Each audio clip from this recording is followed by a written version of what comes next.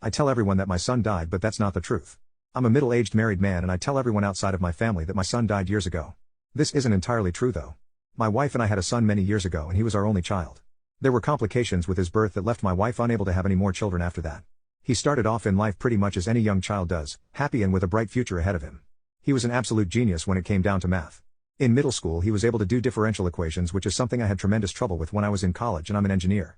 He won so many math and science competitions that I was so sure he was going to have a great future, but life had other plans.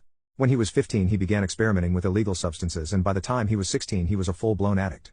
He was eventually expelled from school when he was 17 after being caught bringing in a large amount of these substances. I tried to save my son from his addiction. I really tried, but nothing seemed to work. I tried being supportive and loving. I tried tough love and rehab.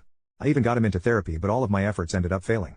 He apparently told his therapist that my wife and I did nothing wrong in raising him and that he just simply succumbed to peer pressure. I never quite believed that and agonized over it for a long time, but have eventually stopped since. After a few years of many failed attempts to help him get clean, I gave up on him and kicked him out of our house. His mother decided to still support him whenever he came around for help, but after a few years she ultimately realized she had to give up on him as well. He ended up turning to a life of crime, which I always assumed was because he had no support. At first he did what you'd expect from every addict. He began substance dealing and stealing, but that changed when he decided to stab a bunch of people so that he could rob them to fuel his addiction, with some of his victims unfortunately passing away.